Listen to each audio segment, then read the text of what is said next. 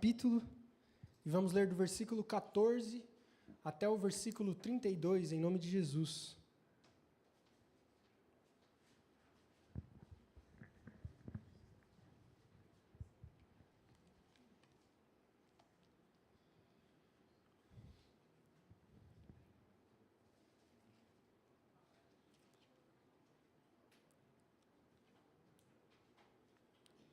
Carta de Paulo aos Efésios, é do versículo 17 até o versículo 32. Diz assim a palavra de Jesus: Portanto, digo e dou testemunho no Senhor, que não andem mais como andam os gentios, em pensamentos inúteis.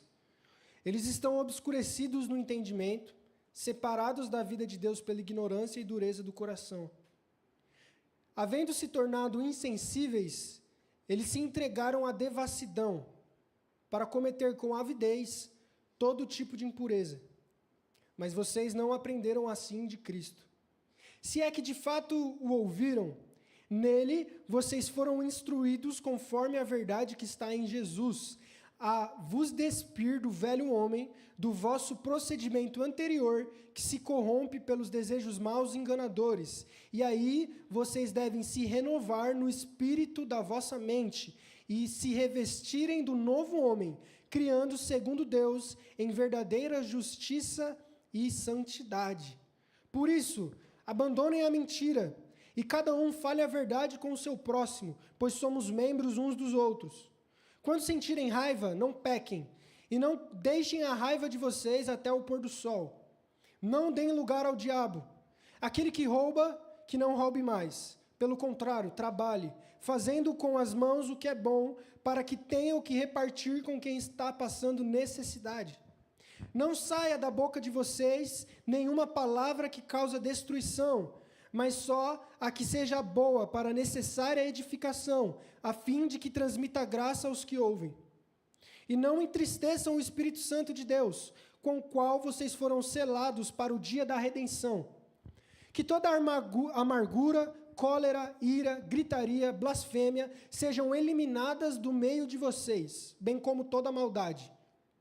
Pelo contrário, sejam bondosos e tende compaixão uns para com os outros, perdoando uns aos outros, assim como Deus vos perdoou em Cristo.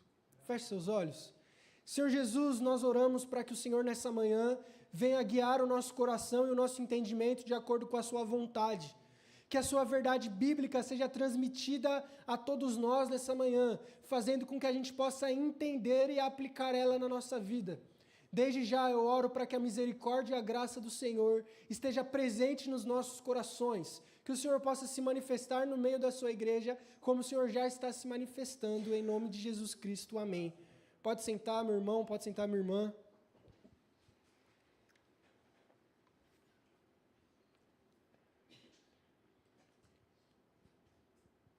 A paz do Senhor Jesus a todos, que vocês tenham um ótimo e um feliz sábado.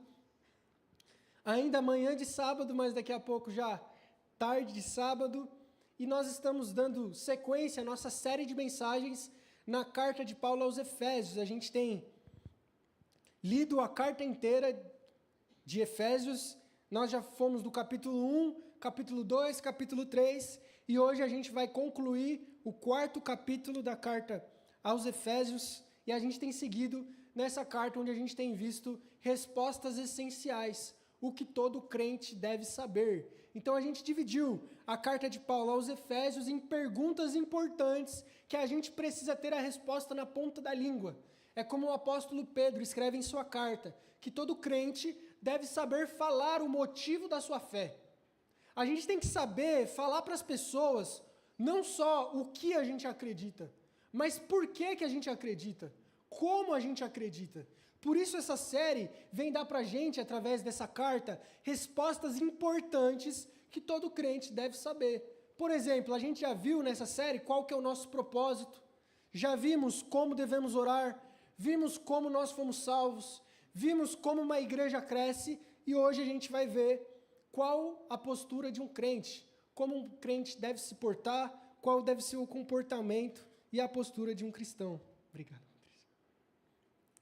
Por isso, em primeiro lugar, a título de introdução, é importante a gente entender que a gente vive nessa geração marcada por contradições. E o que eu quero dizer com isso? Um exemplo prático é que a gente vive hoje em dia num contexto onde muitos dizem que não existem verdades absolutas. Não existem respostas universais. E em vez da gente abraçar esse objetivismo, essa ideia de que existe verdade absoluta, de que Deus é verdade, de que a Bíblia é uma verdade absoluta para todas as pessoas, em todos os tempos, em todas as épocas, a gente tem começado a abrir o nosso coração ao subjetivismo. O que isso é? O que importa é o que eu sinto. Verdade, na verdade, é o que me faz bem. Verdade é o que me faz feliz. Verdade é o que me deixa em paz. Verdade é o que a cultura faz. Verdade está relativa à época, a um contexto, a um cenário. O que é verdade hoje não vai ser verdade amanhã. E o que era verdade antigamente não é mais verdade hoje. E isso começou a abrir todo tipo de ruptura com o cristianismo e com a vontade de Deus em todas as esferas da vida. Seja na faculdade, seja no trabalho, em todos os lugares a gente vive nessa cultura marcada onde cada um faz o que quer, onde cada um faz o que sente, e cada um tem a sua verdade. E está tudo bem, e está tudo certo, porque todo caminho leva a Deus, e porque o que importa é o amor, e o que importa é eu estar feliz. Só que em contramão a essa postura, a Bíblia vem nos mostrar que existe sim verdade absoluta. Que existe sim um padrão ético e moral que transcende qualquer época, qualquer contexto, qualquer cenário. Existe sim uma postura e um jeito, um caráter que a gente tem que viver, que independe da circunstância que a gente vive. Existe sim um padrão moral que homens e mulheres devem ter, independente do lugar onde estão, independente da roda onde está, independente da época ou do lugar que forem viver. Por isso, nessa sociedade onde vive buscando relativismo e abandona a verdade absoluta ao mesmo tempo, é a geração que é menos autêntica, é a geração mais perdida, é a geração onde cada um tem a sua verdade, mas ninguém vive bem, ninguém vive feliz. É uma geração que corre atrás do amor e da paz, mas vive em depressão, ansiedade e as taxas de suicídio aumentam.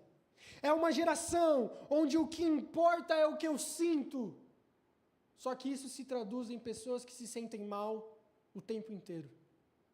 Por isso, quando a gente coloca que existe uma verdade absoluta, ao contrário do que a cultura pensa, nós não estamos limitando o pensamento. A gente não está alienando as pessoas. A gente não está colocando um cercado em torno das pessoas e falando, você só vai até aqui, e limitando o ser humano. Pelo contrário.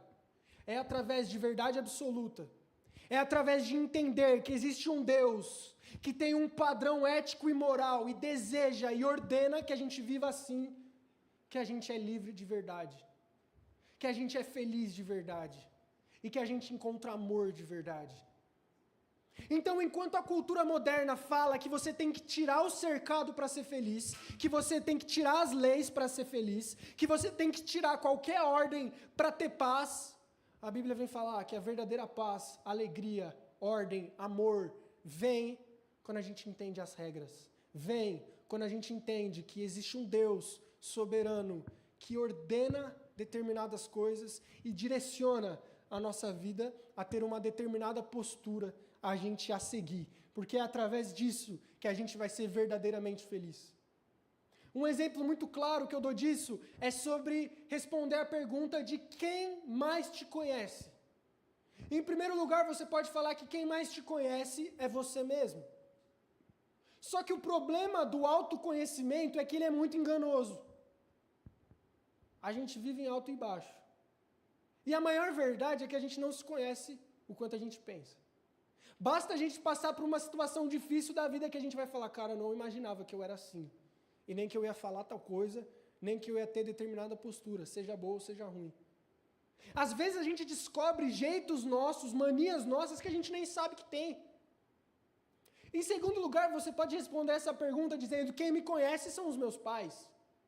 São outras pessoas que convivem comigo, que passam um dia comigo. Mas isso também não é verdade.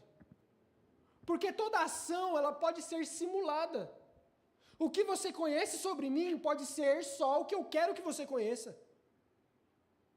E isso se estende a tudo. Nenhuma mãe, nenhum pai conhece 100% do filho. Nenhum cônjuge conhece 100% do seu marido ou da sua esposa. É impossível conhecer 100% das pessoas. As ações podem ser manipuladas, as pessoas podem esconder verdades, as pessoas podem esconder coisas, podem viver de maneiras diferentes. Ou seja, se eu não me conheço, se as pessoas não me conhecem, quem que me conhece? Deus. Ele é o único que te conhece. Ele é o único que sabe quem você é. Ele é o único que sabe o porquê você faz o que faz. Ele é o único que não deixa nada escapar do conhecimento dele. Como diz o salmista, Deus é aquele que sonda os corações, que sabe a intenção de cada um e esquadrinha tudo isso. Por isso, quando a gente busca autenticidade, quando a gente busca originalidade, quando a gente busca identidade, essas respostas não são tiradas de nós mesmos e nem dos outros, mas elas só podem ser tiradas de Deus, do único que te conhece e que te criou. Por isso, quando a gente tem um Deus que é juiz, que é legislador, que tem mandamentos, que tem regras, que tem ordens, nós não estamos sendo limitados por Ele, mas nós somos direcionados por Ele. É como você dar um carro de Fórmula 1 para alguém que ainda nem tirou a carta. Na hora a pessoa pode até aprender a pisar no acelerador, receber alguma instrução, mas ela nunca vai dirigir esse carro, por exemplo, como Max Verstappen, tetracampeão mundial de Fórmula 1. Porque é ele que conhece o carro. E a verdade é que a gente tenta guiar as nossas vidas como esse leigo, que entrou num carro de Fórmula 1, tem milhares de botões e sai apertando tudo sem saber o que vai dar. Às vezes ele vai para frente, mas ele bate.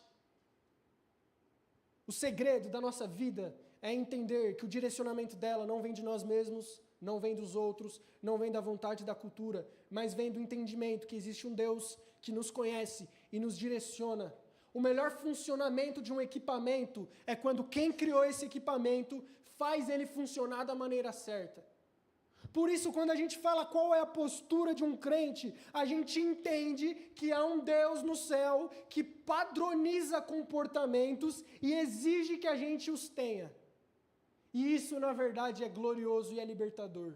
Porque é quando a gente entende, começa a viver a vontade de Deus para nós, que a gente encontra felicidade, que a gente encontra paz, e a gente começa a viver com todo o nosso potencial.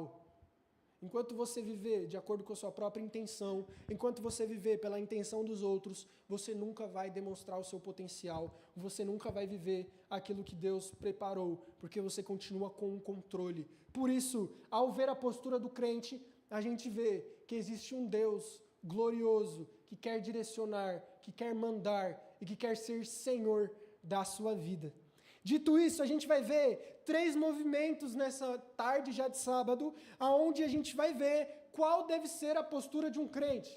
Por isso, em primeiro lugar, o texto ele dá o primeiro movimento que você deve fazer para a gente ter a postura certa de alguém que conhece a Deus e acredita em Deus.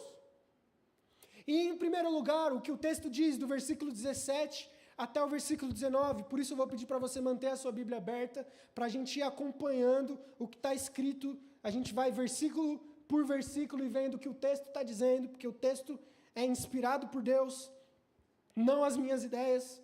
Versículo 17 ao 19 diz o seguinte: portanto, digo e dou testemunho no Senhor, para que vocês não andem mais como os gentios, em pensamentos fúteis, obscurecidos no entendimento, separados da vida de Deus pela ignorância e dureza do coração. Havendo se tornado insensíveis, se entregaram à devassidão para cometer com avidez todo tipo de impureza. Mas vocês não aprenderam assim de Cristo.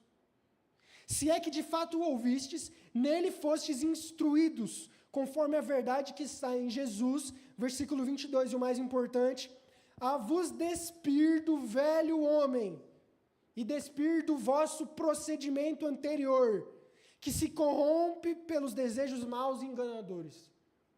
Ou seja, o primeiro movimento que Deus te instrui a viver do jeito certo, a ter uma postura correta, é se despir do velho homem, é se despir da antiga natureza, é abandonar o procedimento anterior. Mas é importante entender o que significa velho homem, o que significa procedimento anterior, o que quer dizer com isso. E eu percebi que às vezes na igreja a gente tem um vocabulário chamado crentez, que só crente entende. Velho homem, vaso, varão. Às vezes chega uma pessoa, cara, que não está entendendo nada. É o varão que vai fazer isso, é o vaso que vai para lá, é o velho homem que tem que morrer, é o novo homem, e às vezes isso buga a nossa mente. Por isso, em primeiro lugar, o que é esse despir o velho homem? O que significa essa expressão de velho homem? Essa expressão é algo que Paulo já falou nos capítulos anteriores da carta aos Efésios, que a gente inclusive abordou na parte do sermão Como Fomos Salvos. Em Efésios 2, do versículo 1 até o versículo 3, Paulo vai falar o que é esse velho homem que vive na gente. Ele diz assim, Efésios 2, versículo 1 ao 3. Ele vos deu vida quando vocês ainda estavam mortos nas suas transgressões e pecados, nos quais vocês andavam no passado, no caminho desse mundo, segundo o príncipe do poder do ar, o espírito que atua nos filhos da desobediência, do qual todos nós fazíamos parte, seguindo os nossos desejos carnais, fazendo a vontade da nossa carne e da nossa mente, éramos, por natureza, filhos da ira, assim como os demais. Ou seja, em primeiro lugar, o velho homem é a natureza que nós temos quando nós nascemos. A ideia que Paulo constrói é que nós nascemos em pecado. A gente nasce longe da graça de Deus. A gente nasce destituído da glória. A gente nasce num caminho de morte. A nossa natureza, o nosso sentimento, o nosso coração, enganoso do jeito que é, ele conduz a sentimentos errados e atitudes erradas. Em Romanos capítulo 3, Paulo mostra que a gente nasce com uma natureza que ele chama depravada, caída, longe de Deus. O velho homem é essa natureza pecaminosa, ruim, que a gente tem na gente, que a gente herdou de Adão, quando Adão pecou. Então todos nós nascemos com isso que Paulo chama de velho homem, de velha natureza, de natureza pecaminosa. A gente nasce com essa natureza tendenciosa ao pecado.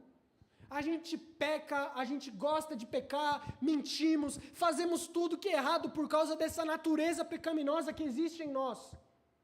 Então, quando Paulo ele chega em Efésios capítulo 4 e vem falar no versículo 22, de se despir do velho homem, ele vem falar, vocês têm que trocar de natureza. Sabe essa natureza que você nasceu com ela? Que é ruim, que é difícil, que é dura, que é pecaminosa, que tem um coração enganoso. Você tem que abandonar ela. Você tem que largar ela de uma vez por todas. Por isso, o primeiro movimento que o apóstolo Paulo nos dá, inspirado pelo Espírito Santo, é a gente se esvaziar dessa natureza que a gente nasceu, que está dentro de nós. E isso é muito importante, porque o primeiro passo de uma verdadeira mudança é você não só saber que você está errado, mas é você querer mudar. Muitas vezes, a gente na nossa vida tem a famosa síndrome da Gabriela. Eu nasci assim, eu sou assim, eu vou morrer assim. Foi assim que eu fui criado. Essa é a minha cultura. Esse é o meu jeito. É assim que eu falo, é assim que eu lido. esse é o meu temperamento, essa é a minha personalidade, esse é o meu caráter. O primeiro movimento que Paulo dá é que você tem que mudar sim a sua natureza. É que nós devemos mudar sim quem nós somos. Por isso, não aceite quem você é. Não aceite a cultura que você foi criado. Não aceite o temperamento que você tem. Porque essa natureza Paulo chama de velho homem e natureza pecaminosa. Essa natureza que nós fomos criados e nós temos, Paulo ele dá alguns exemplos do que essa natureza é capaz de fazer. Ele fala que essa natureza é obscurecida no entendimento, ela é alienada de Deus, ela é ignorante, ela é dura do coração, ela é insensível, ela é entregue à devassidão, com avidez, ela é impura, ela é difícil, ela é mentirosa, ela rouba, ela é complicada, ela está distante de Deus e ela conduz à morte. Por isso, antes de falar qual postura você tem que ter, Paulo ele vem mostrar que, em primeiro lugar, é necessário você mudar de natureza. É você ter uma transformação. É você nascer de novo, como diz na Bíblia. Não adianta você tentar ter a postura de um crente com um velho homem vivo em você. Não adianta você tentar fazer o que Deus está mandando com a natureza pecaminosa viva na sua mente. Se você tentar, você primeiro vai fracassar, vai se frustrar, vai se decepcionar e você vai acabar se afastando mais ainda de Deus por vergonha, por medo e por incapacidade. E em segundo lugar, ao você tentar fazer isso, você vai ser simplesmente um legalista e moralista. Você vai ser como os fariseus, que seguiam a lei inteira, mas não tinham nada a ver com Deus e nada a ver com Jesus. Por isso, é impossível a gente abordar qual é a postura de um crente sem que antes o crente nasça de novo. Sem que antes você receba uma nova natureza, um novo jeito de pensar, um novo coração, uma nova mente. Não tem como ter postura de salvo sem ter sido salvo primeiro. E a verdade é que a gente cobra das pessoas postura de salvo de quem nem foi salvo. E às vezes eu vejo muito crente reclamando. Ah, não, porque a Globo fez... Gente, você está esperando que a Globo tenha uma postura de salvo? Não é. Não, porque quem estava lá na Avenida Palmeiras... Gente, o salvo nunca vai ter postura de salvo. Assim como nós nunca teríamos se não tivéssemos sido salvos. A postura, o cumprimento do mandamento, o cumprimento da regra, ele só acontece quando antes a gente muda de natureza. A gente muda de jeito de pensar. Por isso, em primeiro lugar, o primeiro movimento de Deus para a sua vida nessa manhã é se despir do velho homem. É se despir da sua antiga natureza. É mais uma vez confessar os seus pecados e não querer ser como você é. E não querer ser como você está, mas buscar mudança em Jesus. Buscar um novo coração, buscar um novo jeito de pensar, buscar uma nova natureza, que não mais é inclinada ao pecado, mas é agora uma natureza inclinada a Jesus. O novo nascimento consiste nisso, quando um pecador com uma natureza caída reconhece o sacrifício de Jesus e Jesus transforma o coração dele. É o que Jesus fala para Nicodemos em João 3. Só tem como experimentar a salvação se você nascer de novo. Só tem como ter a postura de um crente se você entender que você precisa de uma nova natureza, que você precisa de um novo coração. Em segundo lugar, o segundo movimento é se revestir da nova humanidade. Se o primeiro movimento é eu me despir, é eu tirar a minha antiga natureza, é eu abandonar o antigo Gustavo, o velho homem que não conhecia Cristo, o segundo movimento é eu me revestir da nova humanidade. Paulo usa exatamente o exemplo das roupas. É como se a gente tivesse vestido com uma roupa que simbolizasse todo o nosso pecado, toda a nossa dureza de coração, todo o nosso temperamento ruim, todo o nosso mau caráter. E o que Paulo está falando é, não adianta você ter boas atitudes enquanto você está vestido desse jeito. Não tem como um advogado se colocar perante o juiz no tribunal, mesmo com a melhor argumentação, se ele tiver de bermuda, chinelo e regata. Não adianta, não existe isso. Não adianta ter as atitudes do crente enquanto o coração não está transformado. E o que Paulo fala, para você se apresentar ao juiz, coloque a roupa certa. Para você ter a postura do crente, se esvazie da sua antiga natureza e ore, peça, se revista da nova natureza de Jesus. A ideia é você se parecer menos com você e se parecer mais com Jesus. É você entender que o Gustavo, que você, que a gente foi cravado junto com Jesus na cruz. A nossa antiga natureza, o nosso antigo procedimento, a nossa postura antiga foi cravada com Jesus naquela cruz. E agora a maneira que a gente vive não é mais aquela maneira, porque aquela maneira já morreu, já foi enterrada, já está na lápide, já está debaixo da terra. Agora a maneira que a gente vive é a maneira de Cristo. A roupa que a gente vive não é mais a roupa do velho homem, mas é do novo homem, da nova mulher que foi regenerada por Jesus, que recebeu esse transplante de coração, aonde tinha um coração sujo, caído, pecador, e foi retirado, jogado fora e colocado um novo. Por isso, o segundo movimento de Deus é: revista-se da nova humanidade em Jesus. O crente precisa ser alguém que está nesse processo de transformação, aonde cada dia ele se distancia daquele cemitério onde ele enterrou a antiga natureza e caminha em direção a Cristo. A transformação não é um processo pontual, imediato. Não é. Não se equivoque, pense que é simplesmente você aceitar Jesus, receber uma oração na sua cabeça e acabou. Está transformado, nasceu de novo, regenerou, já era. A transformação, ela é um processo. A vida cristã é uma escada com degraus, onde cada dia a gente avança nessa transformação. Tem dia nessa jornada que a gente quer voltar nesses degraus, pegar a pá e desenterrar a velha natureza. Mas Cristo continua todos os dias nos direcionando para o próximo degrau. Amadurecer um pouco mais, caminhar um pouco mais, parecer um pouco mais com Jesus e menos com si próprio. Por isso, não basta deixar de fazer o mal. Você precisa assumir uma nova identidade. Porque se fosse assim, a igreja seria a ONG.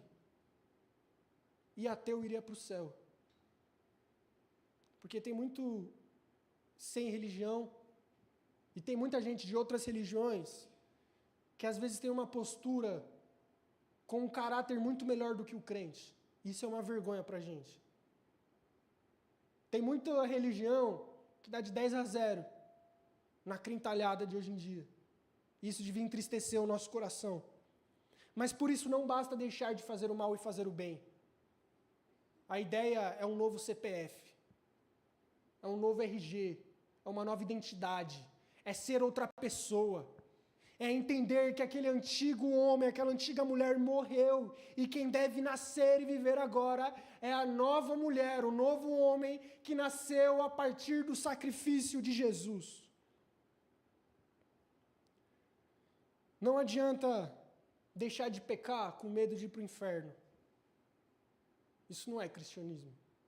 O cristianismo é deixar de pecar porque a gente ama Jesus. É deixar de pecar porque a gente se sente mal quando a gente peca. É deixar de pecar porque a nossa natureza não está mais inclinada ao pecado.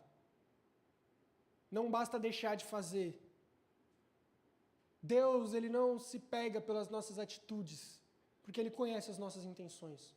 Ele conhece o que está por trás do nosso coração. Ele conhece as motivações. Por isso, a verdadeira transformação, antes de transformar a ação, ela transforma a motivação, a intenção, o coração por trás de cada atitude, para aí sim para assim ser uma atitude verdadeira, uma atitude e uma boa ação que glorifica a Deus e é aceita por Ele. Por isso, em terceiro lugar, então, a gente vai entrar nos aspectos práticos de qual é a postura do crente. E diz assim, a partir do versículo 25.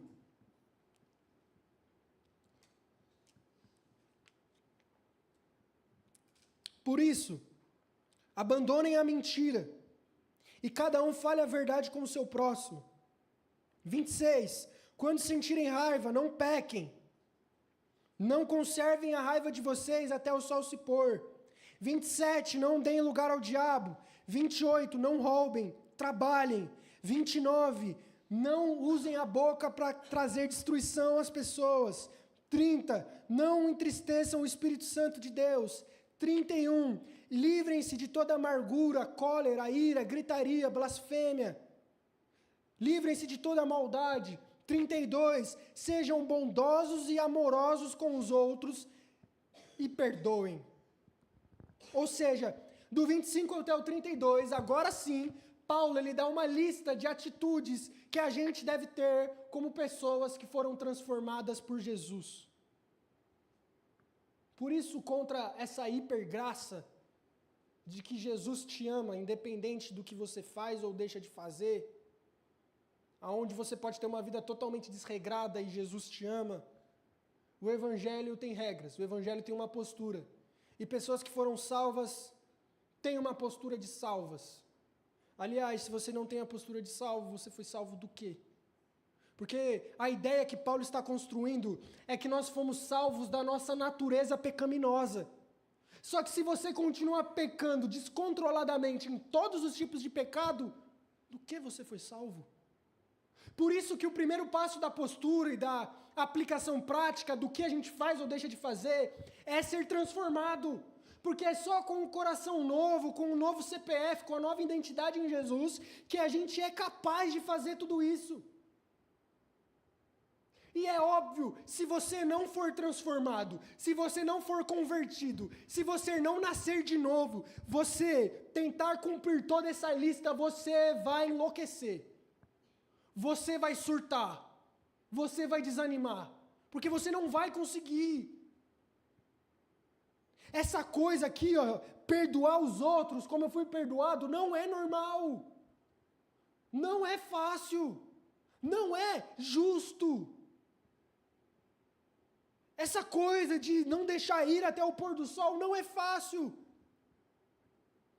Se você não experimentar a transformação de Deus e for viver isso, você vai surtar. Vai desenvolver algum problema. Pode demorar 10, 20 ou 30 anos, você vai ser problemático. Pode até continuar na igreja, mas você vai fazer mal para você mesmo, para as pessoas ao seu redor, para a sua família, para os seus amigos, para a igreja, porque você vai estar tentando viver uma coisa que você não consegue. E isso vai machucar o seu coração e vai moer você. Porque você vai ser, todos os dias, jogado à realidade de que você é um pecador miserável e não consegue fazer isso. Vai ser todo dia exposto à realidade de que você quer continuar pecando e só está tentando deixar para tentar ter um pouco mais de consciência limpa. Mas o seu coração ainda está lá, o seu desejo ainda está lá. E quando você menos der conta, você vai estar fazendo tudo de errado, sem nem perceber. Você vai viver um cristianismo vazio, que vai te amarrar, que vai te prender. Você vai envelhecer amargurado, amargurada. Você vai passar os dias finais da sua vida reclamando, murmurando, e onde tudo está errado, menos eu. Por isso, o primeiro passo de você seguir tudo isso não é o moralismo. Não é você sair daqui anotando tudo que Paulo falou, colando na porta da geladeira, no quarto, no chão, para você acordar, pisar e já lembrar, ó, vou perdoar o outro. Não vai dar certo. Não é assim. É você recebendo um novo coração. É você sendo transformado.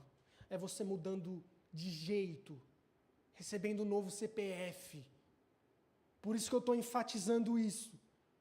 Essa é a diferença do moralismo para a transformação. Por isso Deus não quer melhora. Deus não quer que você melhore. Eu melhorei, Senhor. E a gente ora, né, às vezes a Deus, eu oro às vezes a Deus, aquela oração, como se a gente tivesse alguma coisa para Deus, né? Deus, eu melhorei naquilo. Cara, quando que Deus pediu melhora? Deus não quer que a gente melhore, Deus quer que a gente se transforme. E transformação e melhora são duas coisas muito diferentes. Ser transformado e melhorar não tem nada a ver um com o outro. Porque a melhora, ela é pontual. A gente melhora, mas depois piora. A melhora pode ser motivada por 1 milhão de coisas. Às vezes eu posso melhorar só porque eu estou numa situação difícil. Mas quando essa situação passar, eu vou esquecer. A melhora é condicionada. A transformação não. A transformação é uma nova vida que mudou para sempre. O convertido recebeu uma nova mente para sempre. O jeito que ele olha é diferente, o jeito que ele fala vai ser diferente, o jeito que ele percebe vai ser diferente, o jeito que ele vive vai ser diferente, porque ele foi transformado. Ele recebeu um novo jeito. Por isso, depois dessa transformação, em terceiro lugar, a postura de um crente de maneira prática: deixem a mentira, controlem a ira, não deem espaço para o diabo, não furtem, trabalhem. Não machuquem com as palavras, não entristeçam o espírito, abandonem a amargura e sejam bondosos e perdoadores. Por isso, eu não preciso gastar tanto tempo nessa parte da lista, porque o próprio apóstolo parte do pressuposto que alguém que foi transformado vai conseguir viver isso naturalmente, involuntariamente, porque ele recebeu um novo coração. Por isso, eu quero caminhar para a conclusão, aonde essa nova postura, ela é possível porque fomos nova criação. Abra sua Bíblia, 2 Coríntios capítulo 5, para a gente ler esse texto.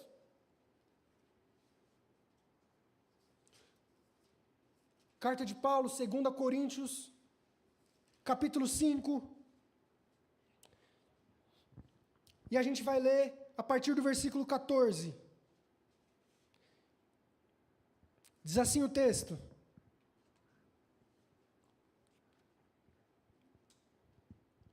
pois o que nos motiva é o amor de Cristo, porque concluímos que, se um morreu por todos, logo todos morreram. Aí ele vai explicar o porquê Jesus morreu.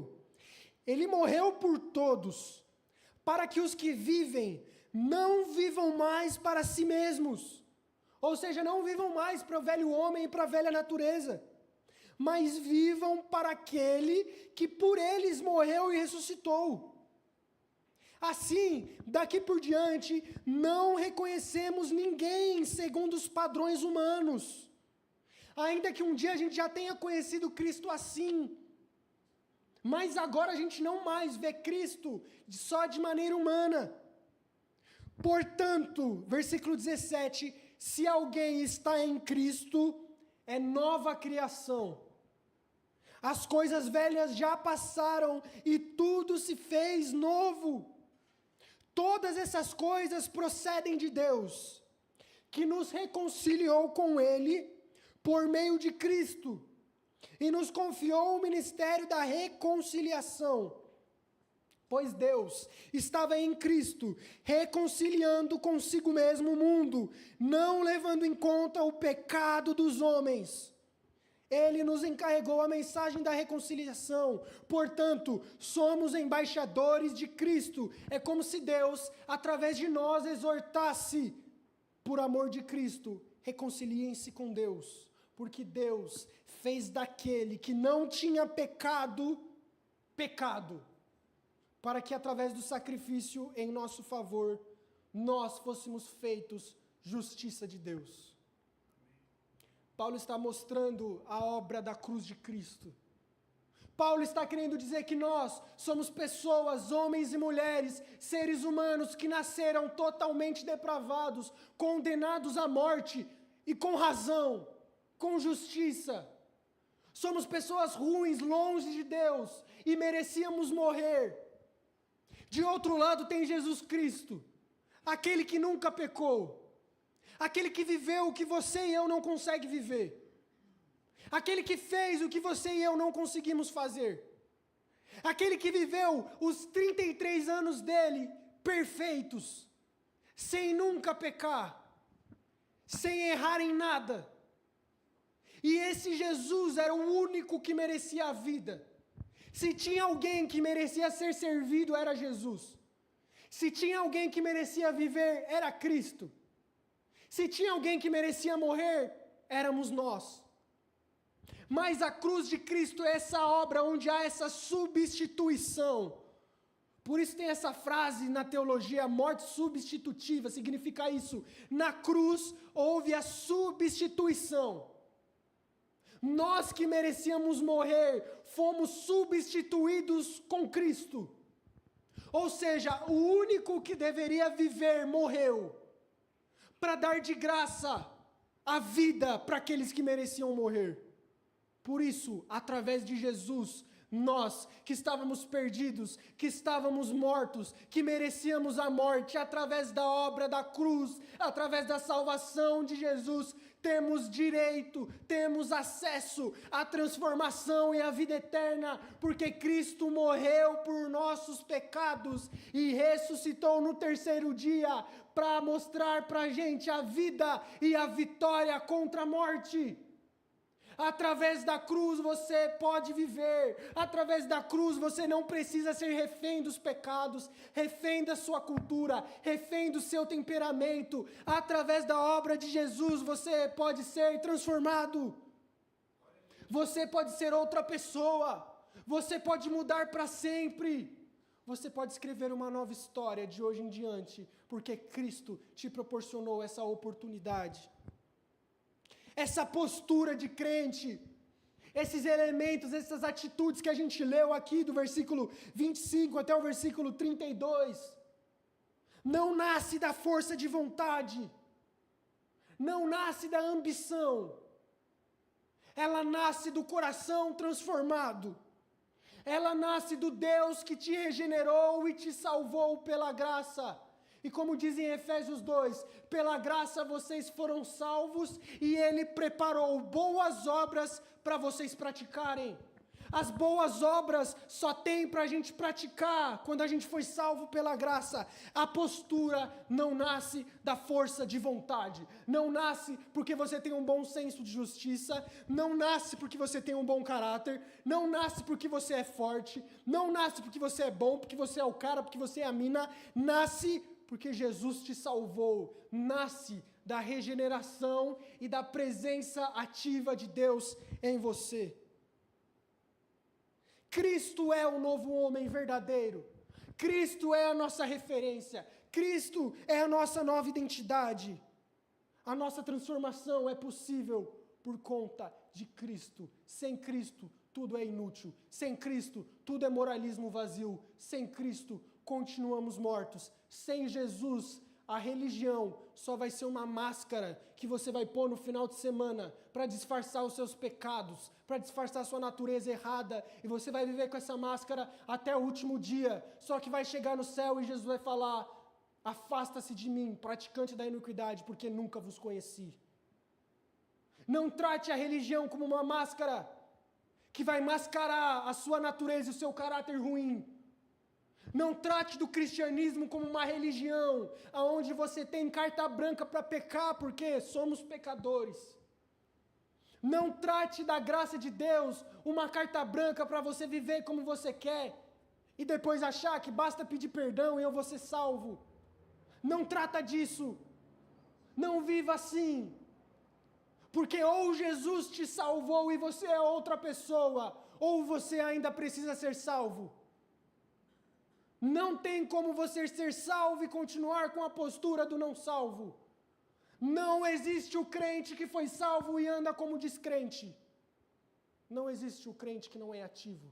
Não existe o cristão que não lê Bíblia. Não existe o cristão que tem uma postura diferente dessa. Embora a sociedade tente criar, não existe biblicamente. O que existe é você que ainda tem usado, sou eu que ainda tem usado a religião para mascarar uma natureza que não foi transformada.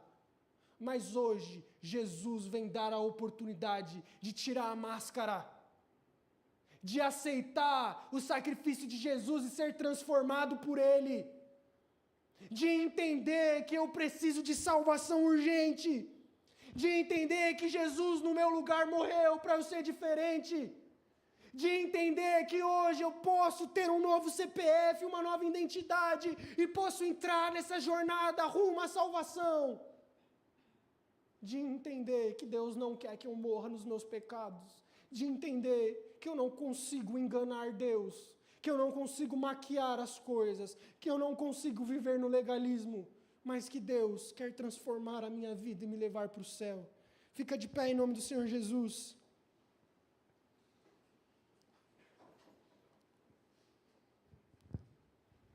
Cristo morreu, como diz em 2 Coríntios 5:15, para que a gente não viva mais para nós mesmos, mas para que a gente viva por aquele que morreu e ressuscitou por nós.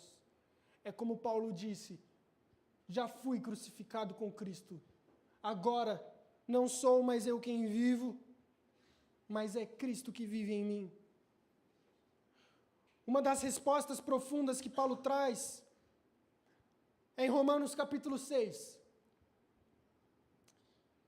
E diante disso, Paulo ele já pressupõe que as pessoas fariam da graça de Deus uma graça barata. Que as pessoas usariam o sacrifício de Jesus para viver sem nunca ser transformado. E para usar da religião uma máscara. Mas olha o que Paulo fala em Romanos capítulo 6. Que diremos então? Vamos continuar pecando para que a graça se destaque?